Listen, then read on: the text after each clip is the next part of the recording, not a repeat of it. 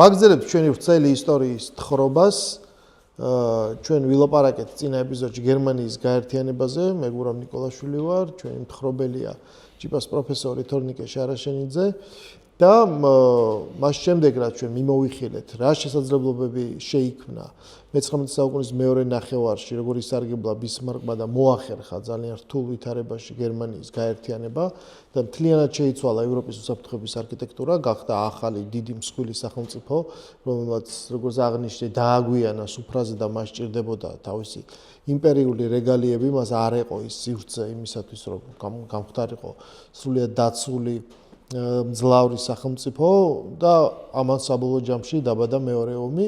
თუმცა ამ პერიოდისთვის ჩვენი თხრობა კიდევ უფრო აღმოსავლეთით უნდა გამოვწიოთ, სადაც საქართველოს უკვე მოიაზრება, ესაა რუსეთის იმპერია, რომლის შემადგენლობაშიც ჩვენ ვართ, ოღონდ არა მთლიანად, არა ის ქვეყანაც არა, რაც დღეს გაგვაჩნია. და ყირიმის ომში დამარცხების შემდეგ უკვე მე-19 საუკუნის 70-იანი წლების ბოლოს რუსეთი ისევ აღმოჩნდა ახალ ომში და საინტერესოა ამ დროს ევროპის ყველაზე დიდი სახელმწიფოს გამოწვევები რა არის, როგორ ბრუნდება ის რუკაზე, ესე ვთქვათ რა, როგორ ბრუნდება ის იმ თავის ინტერესებში, რაც მას გააჩნია შავი ზღვის მიმართულებით.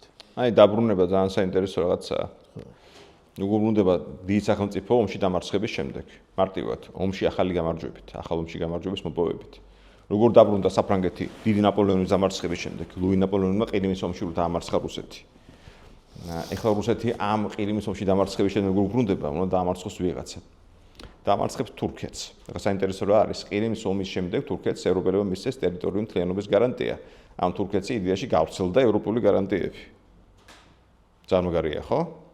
მაგრამ შემდგომში დაწერილი შეთანხმებები ხო არ მუშაობს მუდმივად. მუშაობს მანამდე, სანამ მათი დაცვის საშუალება და პოლიტიკური ნება არსებობს. ამ დროს რუსეთში ძალიან პოპულარული გახდა ეგრეთ წოდებული პანსლავიზმი. პანსლავიზმს ქადაგებს რუსეთის ქვეშ ყველა სლავის გაერთიანებას. და რატომ? ეს გერმანელებმა გაერთიანეს გერმანელები, თითქმის ყველა, ხო, ავსტრიის იმპერიაში დარჩენ. იტალიელებმა სარდინიამ გაერთიანა იტალიელები არა და რუსეთშიც ანალოგიური უნდათ, რომ მათ გაერთიანოს სლავები. თან პლუს ამას გავიხსენოთ, რომ ყირიმის ომში დამარცხების შემდეგ ისინი 20 წელი გათიშულები არიან ევროპულ საქმეებში და რაღაც ჭირდებათ ახლა რაღაც პროექტი და ეს მოიფიქრებს. ანუ ისინი ხედავენ, რომ ერთგვარი ეთნიკური მონათესავე ჯგუფები, გარკვეული ენობრივათაც მონათესავე ჯგუფები თანათან თქმიან დიდ სახელმწიფოს. ეს ორი პროექტი შედგა და მე რუსმა რა დავაშავე, ხო? აგერ ამდენი სლავი ცხოვრობს იქით, სერბები არიან, ბულგარელები არიან და ამ შემდეგ. და ვინც ცხოვრობენ სერბები და ბულგარელები. თურქეთის იმპერიის შემადგენლობაში. სერბეთი უკვე პრინციპში თითქმის დამოუკიდებელია, ბულგარეთი არის.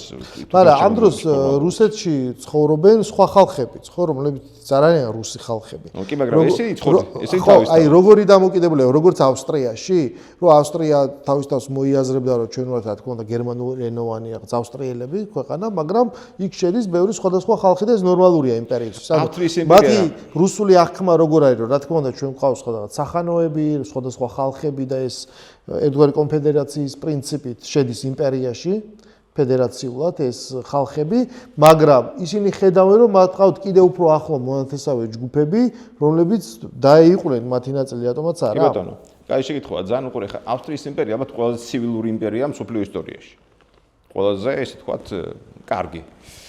ეს იმას განაპირობა, რომ ავსტრიის იმპერიაში ვინ შენდიან? ჩეხები თავისი პრაღით, ხო, უნგრელები თავისი ბუდაპეშტით. ბოლოს ავსტრო-უნგრეთის იმპერიათაც ხო, განვითარებული, ესე თქვა, ერები შედიან, ევროპელი ერები შედიან, ლამაზ განვითარებული ქალაქები და ასე შემდეგ და რუსეთის იმპერიას რო შეხედო, ევროპული ნაწილი რა არის? პეტერბურგი, კიევი და მოსკოვი, ხო? იმის იქით უკვე მოსკოვიც კი უკვე ძალიან გვია, ხო, არის ევროპა ზუსტად, ხო? ანუ კიევი და პეტერბურგი. იმ დროს ნაკლებად არის. ხო, ეგ მომენტია ზუსტად. ეხლა კავკასიაც ეხლა ჩვენ თავს ნუიქებთ ეხლა, ხო? გვინდა რომ ევროპის ნაწილი ვიყოთ, მაგრამ ჩვენთან ევროპული ცივილიზაციამ გვიან შემოახსია. ჩამოახსია ზღვიდან, ფოთიდან და ასე შემდეგ. ფეხბურთის თამაში ფოთში რო დაიწყეს პირველი მერცხალი შემთხვევითი არა, იქიდან შემოვიდა.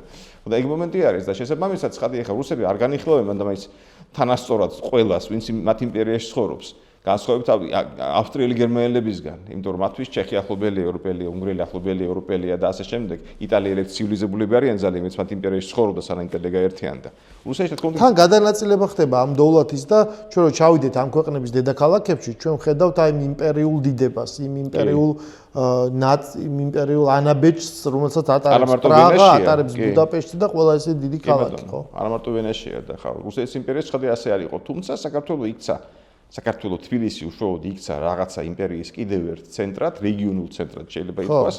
აქედან ხდებოდა მართვა კავკასიის მთლიანად, მეფისნაცვალი აგზის და რა თქმა უნდა მართლმადიდებლობის ფაქტორმაც ითამაშა გარკვეული როლი იმაში, რომ რუსები ქართველებს მეტი სიმპათიით უყურებდნენ, ვიდრე ნუ პიტაბეთ თქვა ჩვენ აზიელებს და კიდე სხვა. ხო, ნუ თუმცა ამას დაჭირდა მრავალი ათეული წელი, შეიძლება რამდენიმე რა, ანუ სადღაც და ვორონცოვის პოლიტიკა იმისათვის რომ შეცვლილიყო და ეს ქალაქი ეხა ჩვენ რაც გვახსოვს და რაც შემორჩენილია ეს რუსები შემოვიდნენ 1901 წელს მაგრამ ეს ნახევარი საუკუნე გავიდა სანამ ვორონცოვის დროს განვითარება დაიწყო და კიდევ ნახევარი საუკუნე გავიდა სანამ აი ის რაც გვაქვს ჩვენ შემორჩენილი და როგორადაც აღვიქვავთ აი ამ ძველ თბილისს ამან ეს გამოსახულება მიიღო არა მხოლოდ ძველ თბილისს რეალურად როცა დაიწყო გვიანდელი პერიოდი ქართული თავადაზნაურობის ესე თქვა ინტეგრაცია რუსულ პოლიტიკურ ელიტაში, ნახე ცოტა შორეული თემა, მაგრამ გავუსწოროთ ჩვენ თებერვლის რევოლუციის შემდეგ რუსეთში ორი წამყვანი ფიგურა რუსულ პოლიტიკაში კაკი წერეთელი და კარლო ჩხეიძე. ორი ძალიან სერიოზული წამყვანი ფიგურა, შემთხვევით თუ არ მოხდა, ანუ მოხდა ინტეგრაცია ძალიან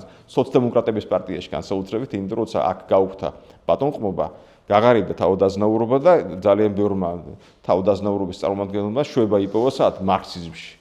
ხო, და იმუშავა ეკონომიკამაც, იმუშავა ბაქოს ნავთობის ამუშავება, იმუშავა რკინიგზის გაყვანა, იმუშავა უკვე დიდარი ადამიანების გაჩენამ ეკონომიკურად ამ ქალაქში და ცხოვრობდნენ არა მარტო ქართველები, უფრო ყველაზე ცოტა ქართველები, მაგრამ ბევრმა ფაქტორმა გამოიწვია, რომ თბილისი გახდა ისეთი რეგიონალური ცენტრი, რაც ჩვენც ახლა გვახსოვს და წარმოგვიდგენთ, რომ ეს ესე იყო და სინამდვილეში სულ ესე არ იყო. ანუ 100 მეტრია შეიძლება ძიძახი რუსეთში ბევრად დიდია, ანუ განუზომლად, ვიდრე ცხადია სხვა იმპერია. კი ბატონო, ვიდრე ავსტრიაში. მან დაუბრუნდეთ ხო იმ თემას ახლა რა ხდება?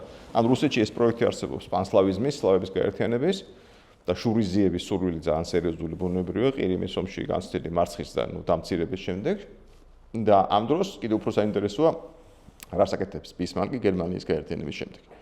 ის ძალიან გაათვლება ცხადია, ალბათ ჩემს ერანაკლებ უკეთ. უბრალოდ მე ხა ეს უპირატესობა მაქვს, რომ გავიდა დიდი ხანი მის პერიოდი და აქედან ვაანალიზებ, ხო? ის უკვე მაშინ მიხვდა რა პრობლემა იყო გერმანიისთვის. ის რომ მისი გაერთიანების შემდეგ ევროპაში ძალთა ბალანსი მოირღვა და შესაბამისად სხვების თვალში, ინგლისელების თვალში, მათ შორის რუსების თვალშიც გერმანია შეიძლება იქ საქმე იყოს პრობლემა, ახალი საფრთხე, იმიტომ რომ ძალიან ძლიერია. ის ყველაფერს აკეთებს იმისთვის, რომ სხვებს აი ეს შეგრძნება, რომ გერმანია შეიძლება საფრთხე იყოს, გერმანია შეიძლება ბალანსი დაანგრიოს, რომ სხვებს შეგრძნება არ კონდეთ, რომ გაუქროს ყველას შიში გერმანიის. ეს ერთი და პლუს მეორე, ის ძალიან გაათხოვდება, რომ საფრანგეთი ალბათ იქნება მისი შეურიგებელი მოწინააღმდეგე. იმიტომ რომ საფრანგეთი თავის თავს აღიქვამდა ევროპის ლიდერად, ძალიან დიდი ხნის განმავლობაში მოყოლებულებად რიშელიედან, პიკს ხადია ნაპოლეონის დროს მიაღწია, როცა საფრანგეთი დამარცხდა პრუსიასთან, რომელსაც ფრანგები ცხადია ზემოდან უყურებდნენ, ეს კატასტროფა იყო, დამცირება იყო ამ ერისთვის და ბისმარკი ხვდება ძალიან კარგად, რომ ფრანგები მე ამას არ მოპატიებენ არანაირად. ამით ხსნის ის იმპაქტს, რომ საფრანგეთის დამარცხების შემდეგ მან ამ ქვეყანას წაართვა ორი ტერიტორია, ელზასი და ლორენი, სწორედ ამით ხსნის, იმიტომ რომ ეს ორი ტერიტორია იყო ძალიან კარგად ფორტიფიცირებული და ფიქრობდა, რომ მომავალ ომში ფრანგებთან გაუმადგება და მე როგორც კი ესე თქვა, მორჩა ეს ომი, მან დაიწყო ფიქრი იმაზე, რომ მოეხდინა საფრანგეთის დიპლომატიური იზოლაცია, ეს ერთი და მეორე, რომ ევროპულ ძალთა ბალანსში ყოფილიყო უმრავლესობის მხარეს. ევროპული ძალთა ბალანსი ვინ არიან? ინგლისი, საფრანგეთი, გერმანია აწუყვე, ავსტრია და რუსეთი. და ის ფიქრობს, რახან საფრანგეთი ჩემი მტერია, მაშინ რუსეთი და ავსტრია უნდა იყვნენ ჩემს მხარეს, ჩვენ სამი უნდა ვიყოთ ერთად, უკვე უმრავლესობაში ვართ და საფრანგეთი იყოს იზოლირებული. იწყებს მუშაობას იმაზე, რომ რეალურად აღადგინოს წმინდა ალიანსი. წმინდა ალიანსის ბურჯები ვინ იყვნენ? ავსტრიის იმპერია, რუსეთის იმპერია, პრუსია. პრუსია არა გერმანია, გასაგებია. ეხლა როგორ აკეთებს ამას? ძალიან კარგად იცნობს რუსების ხასიათს. იცის, რომ რუსებს რაღაცას თხოვ, დიდი შანსია, რომ ესე თქვა, თხოვნას მოყვეს ისეთი მძიმე რეაქცია, რომ იკითხავ, ნიეტ. კი არ უნდა თხოვ, რაღაცა უნდა მოანდომო. ამას აკეთებს გენიალურად. ესე თქვა, ეპატიჟება ბერლინში ავსტრიის იმპერატორს. ოღონდ ეპატიჟება ისე, რომ ეს ამბავი მივიდეს პეტერბურგშიც. და პეტერბურგში რომ მივა ეს ამბავი ალექსანდრე მეორემდე იმპერატორამდე ის ცოტა არ იყოს ეჭვიანობა და შფოთვას დაიწყებს, რომ რა ხდება იქ, რატო იკრებიან ეს ორნი, ჩემ წინააღმდეგ რამე არქნა და გერმანიის ელჩი კითხავს, რომ მე რო ჩამოვიდე ამ შეხვედრაზე დავესწრო, პრობლემა ხო არ იქნებაო. სწორედ ეს უნდა ბისმარკს რომ მოიტყუოს რუსები თვითონ რუსებს გაუჩინოს სურვილი, რომ ისინი შევიდნენ რაღაც გაერთიანებაში გერმანიასთან და ავსტრიასთან.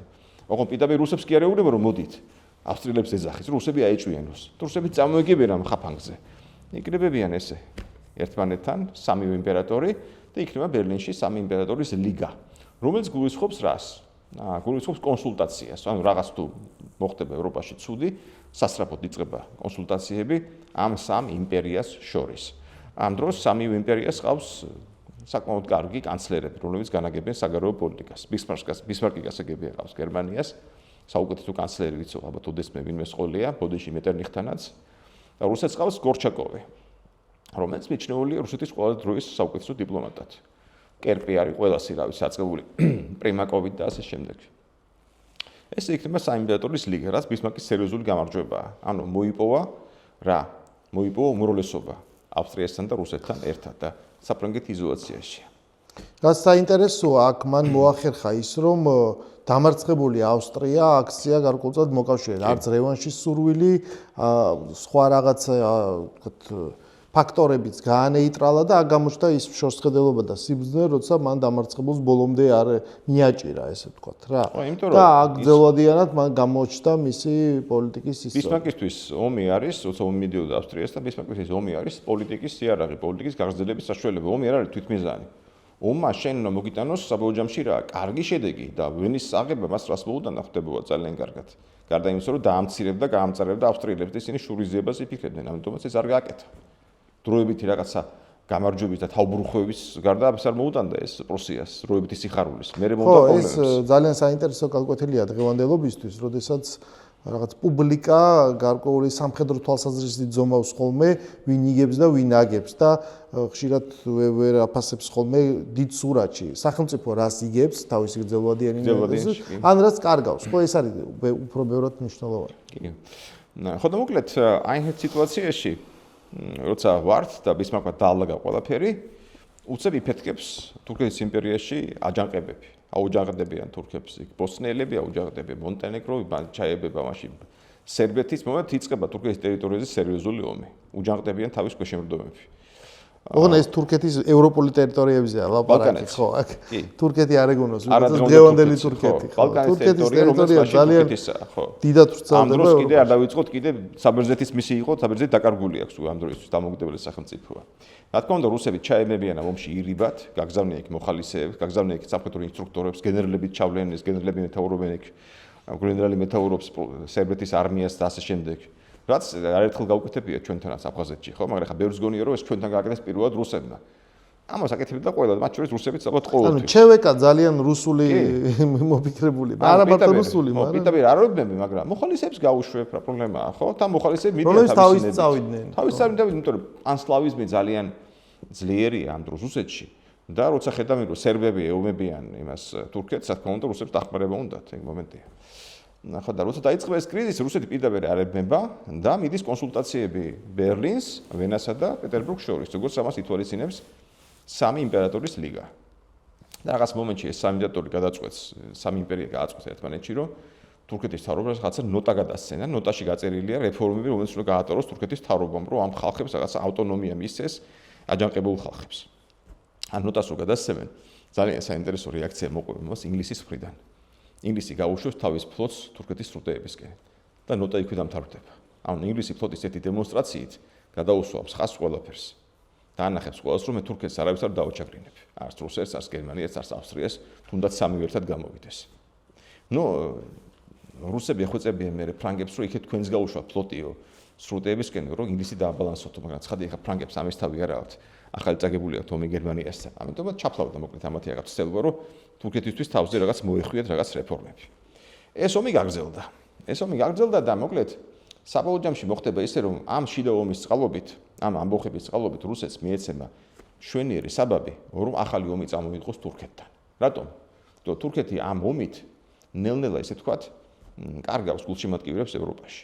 მისი მთავარი გულშემატკივარი არის ხათი ინგლისი. ინგლისი ამ დროს მეთაურობს დიზრაელი, მეთაურობს პრემიერ-მინისტრია დიზრაელი, ერთ-ერთი საუკეთესო ვინც კი ყოლი ოდესმე ინგლისი, ძალიან სივსისხლიანი რეალპოლიტიკოსი, რომელსაც უფეხებზე კიდე ეხა თურქეთი აღგვევს თუ არა ადამიანის უფლებებს თავის ქვეშევრდომებთან მიმართებაში, თავარია რომ თურქეთმა გააკონტროლოს სრუტეები, რომ სრუტეები არ ჩაუვლეს ხელში რუსეთს. ეს არის მისთვის თავარი. მაგრამ აქ მოხდება ერთი რაღაც. ომში ჩაებებიან ბულგარელებიც.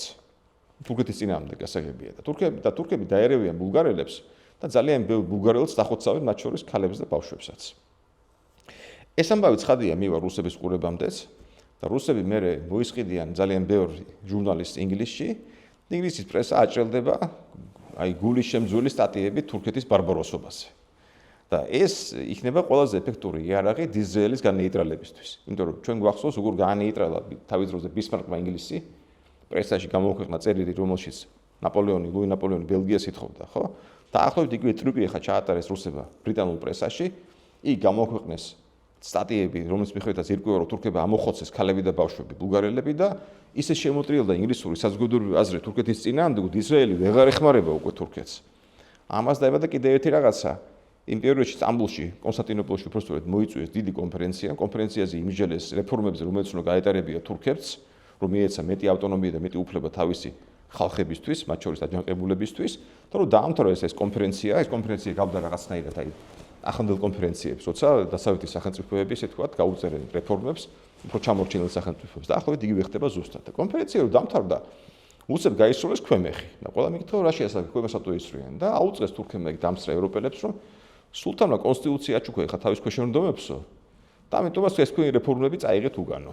ნუ გაბრაზდა ყველა ამაზე.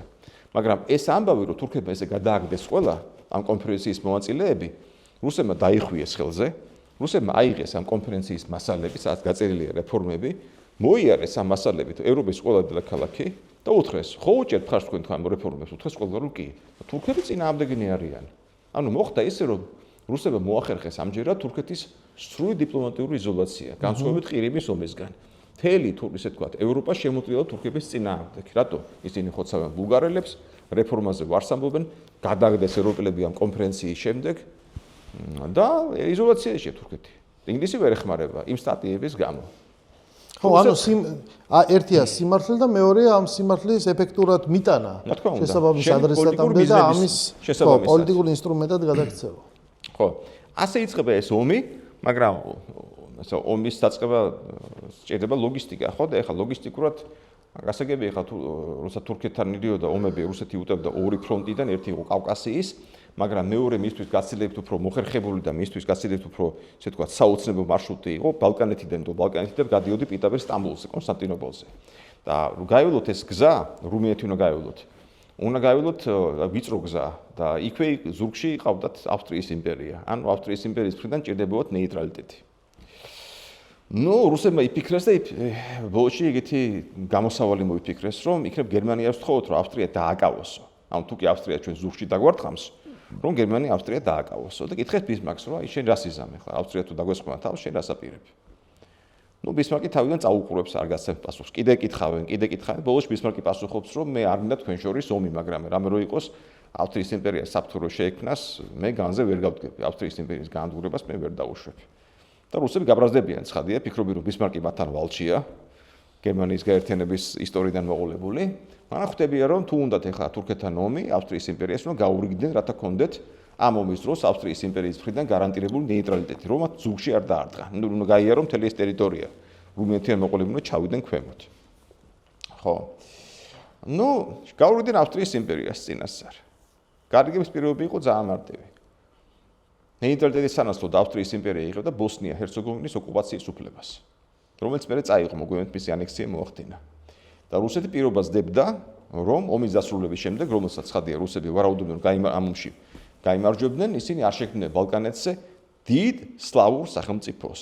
იმდენად ცხადია, ეხა ავსტრიელებს ეჭვი ჰქონდათ გონივრული და დიდი სლავური სახელმწიფო, რომელსაც რუსები შექმნიდნენ თურქეთის იმპერიის ტერიტორიის ხარჯზე, იქნებოდა რუსეთის დასაყრდენი ბალკანეთზე, სრუტეებთან ძალიან ახლოს. რუსები უთხრეს, რომ კი ბატონო არ შექმნით. ნუ ცხადია, რუსებს იმედი აქვთ, რომ როგორც კი დაამარცხებენ თურქებს, მე ავსტრიელებს გადააგდებენ და შექმნიან დიდ ბალკანურ სახელმწიფოს. ხო, თავი ომში მოიგო და მე უკვე რაც კიდე იმას იზამ, ხო? ეს არის დაახლოებით მე მოგვიანებით რაც შეიქმნა იუგოსლავია, ერთიანი დიდი იუგოსლავია ერთიანი მე იქნება პრინციპში ხო, მე იქნება, მაგრამ ამ სივრცეზეა ლაპარაკი. ამ სივრცე ბალკანეთია კი. ამ ომის შედეგად სერბეთი თავისუფლდება მთლიანად და სერბეთი ანხორციელებს სწორედ იუგოსლავიის პროექტს. კი ბატონო. და იუგოსლავიის დანარჩენი ტერიტორიები დიდი ნაწილი ავსტრიის იმპერიაში იყო. და ავსტრიის იმპერიის ამ ტერიტორიაზე სერბეთს ეჭირა მერე თვალი, ამან გამოიწვია პირველი მსოფლიო ომი სწორედ.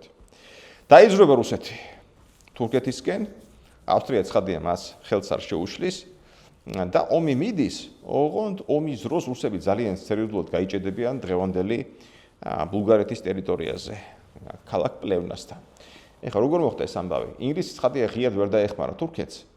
ისრაელი განიარაღებული იმ სტატიების იმ საინფორმაციო კამპანიის შემდეგ, მაგრამ ინგლისელები ხა ჭკვიანი ხალხია და თურქეთს მისცეს ფული და უთხრეს, აი ფული, ეხლა ამ ფულით შეიძინეთ იარაღი. ოღონდ ჩვენი იარაღი არ შეიძინოთ. ბრძოლის ველზე რუსებმა უნდა აფრიალონ, რომ ინგლისური იარაღით ომობენ თურქები. ამერიკული იარაღი შეიძინეთ. და ამას ფას ვერ მოიღეს, ამერიკა შორს არის თავის იარაღს ვისაც უნდა იმას მიყიდეს. და თურქები საკმაოდ კარგად შეერაღებულები დახვდნენ რუსეთის არმიას და პლევნასთან დააკავეს.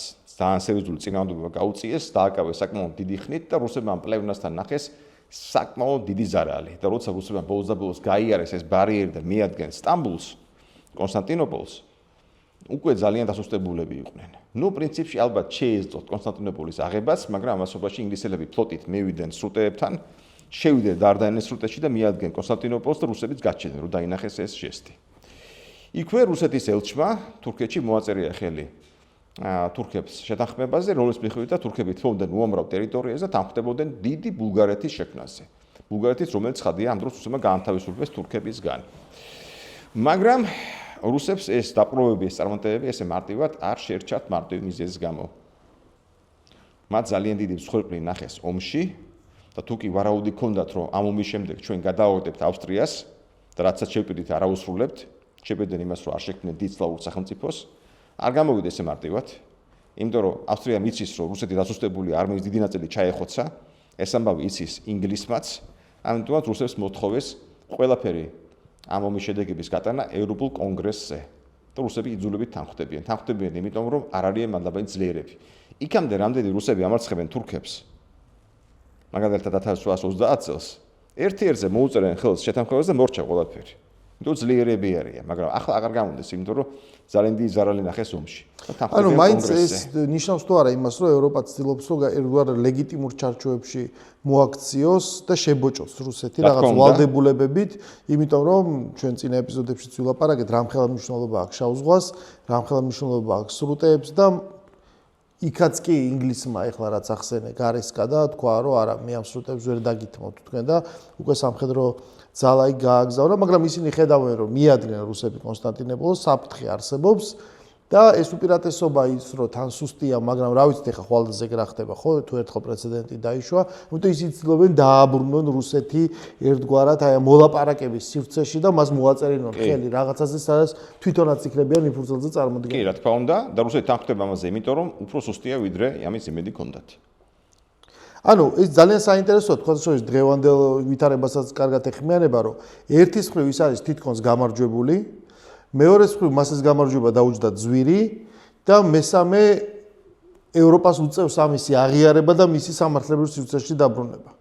ხო, იმიტომ რომ ადრე თუ გვიანე ხო მეზობელია და უნდა იცხოვრო მასთან. თუცა ეხლა ადრე თუ გვიანე რატო ეხლა ჩვენ ხო ვიცით რომ სადეხამდელი ომი და სადმაშინდელი ხო? პუბლიკის ნაწილი ხელმძღვანელობს 1945 წლის ფორმატით, რომ ერთადერთი ომის დასასრული არის ის, რომ უნდა განადგურდეს დედაქალაქი, ჰიტლერმა უნდა მოიკლას თავი და შემდეგ უნდა გავიყოდეს. მაგრამ ესე არ ხდება ისტორიაში. ეს არ მოშორს ბირთვული სახელმწიფოს შემთხვევაში. ხო, და ეხლა უკვე აღმოჩნდა რომ ეს გამონაკლისი შემთხვევა იყო, როგორც წესი მთელი რიგი ომები სრულდებოდა სრული განადგურებით, ანუ უბრალოდ რაღაც ანგარიში. არ დავიწყოთ, რა თქმა უნდა, ამაზე მივალთ. ეს მეორე მსოფლიო ომი იყო იდეოლოგიური ომი. იდეოლოგიური ომის მოწინააღმდეგის განადგურება მოხდა გერმანიის სახით და ამიტომაც იყო ეს წმინდა საქმე, წმინდა ომად გამოცხადა ფაქტიურად რა.